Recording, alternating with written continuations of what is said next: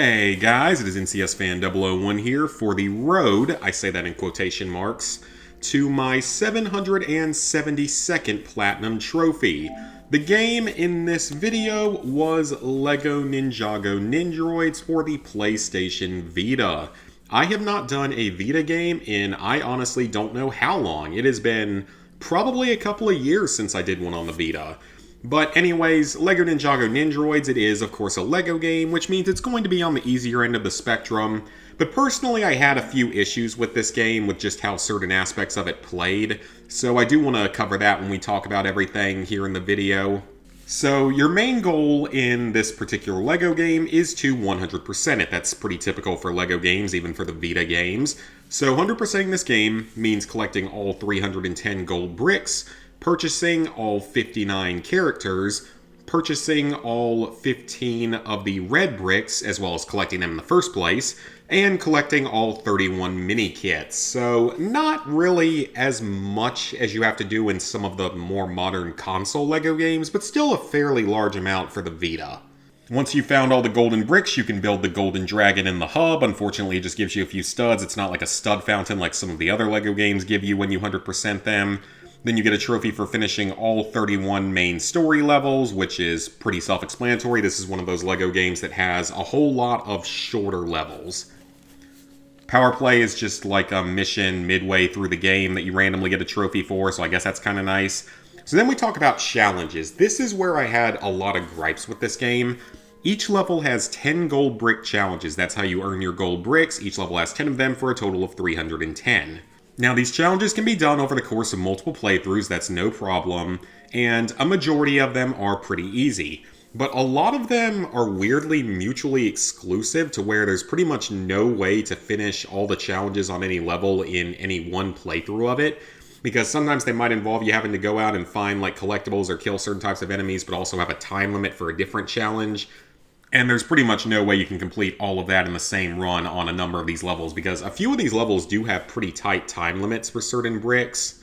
And then another thing is that you'll have a lot of mutually exclusive objectives related to things like super moves, to where you might have a challenge for killing 3 enemies with super moves, as well as a challenge for finishing the level without using any super moves. So just stuff like that. And then there's also weird ones for different characters.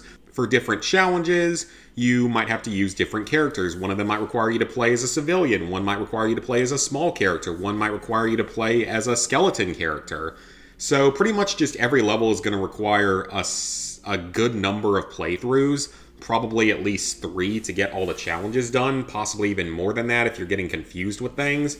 There were also times where I'm pretty sure that especially some of these multi-part challenges probably should have unlocked but didn't, unless maybe I was just doing something wrong with the character I was using. But I feel like there were at least a couple of times where I definitely should have gotten the completion for certain challenges, but they didn't unlock. I don't know, maybe it was just me being dumb, but I feel like there might have been a few that were a little bit buggier. Then you have to gain 100 million studs, which I think... No, it actually wasn't the trophy for Platinum. Oh, wait, I remember what my last trophy was now. So the 100 million studs is actually quite grindy in this game, because you can only equip 3 of the red bricks at any given time. So you can equip the times 6, times 8, and times 10 multipliers, but it means you're going to gain studs a lot slower than in a lot of the console LEGO games.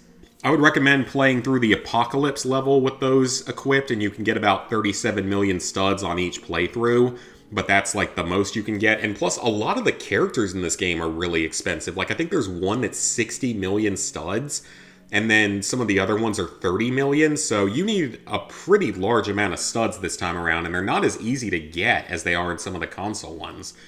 Getting 1 million studs at once, and by the way, these have to be done at once, so you have to have 100 million in your stud counter at any given time. The million and the 100,000 are both unmissable. You'll have both of those naturally well before you finish the game.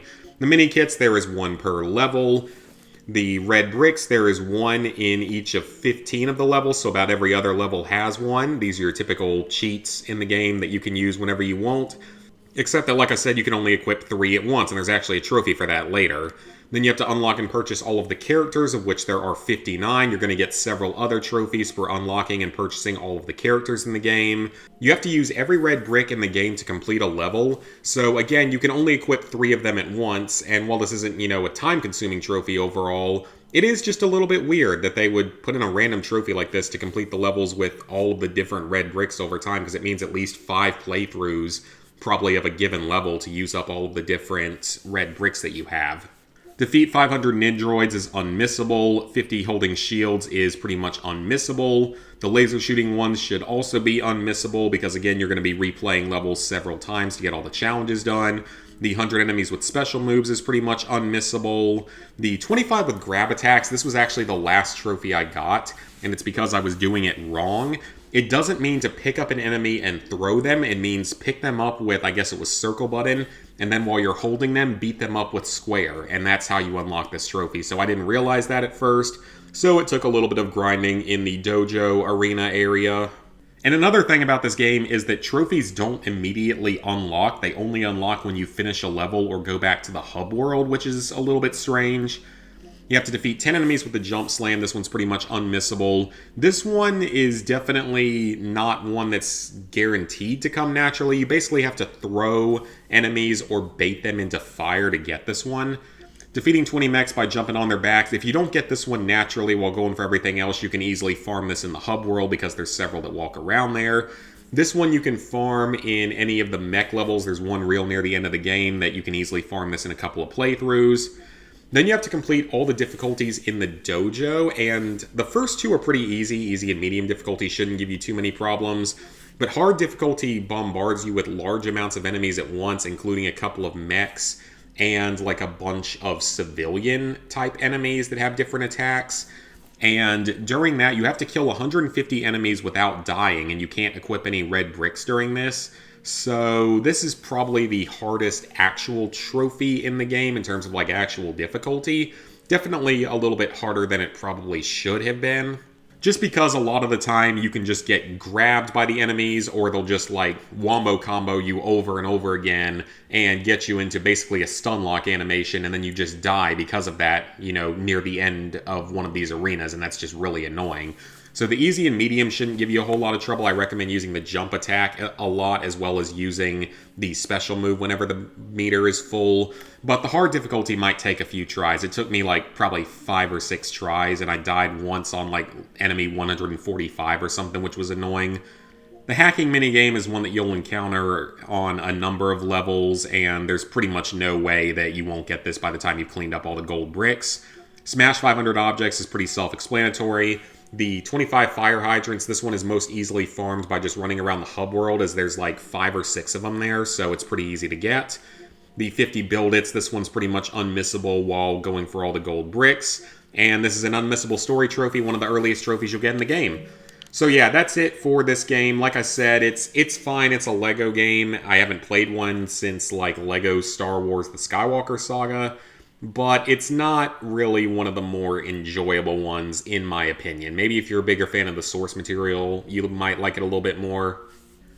So, with that, level 850, 69%, 27,253 total trophies, 772 platinums, 5,088 golds, 7,280 silvers, 14,113 bronzes. Thank you guys for watching. If you enjoyed and made it all the way to the end, consider leaving a like and subscribing and ringing the bell if you haven't already. Let me know down in the comments if you played this one, if you ran into any issues with it like I did, and I will see y'all back here real soon for another trophy video.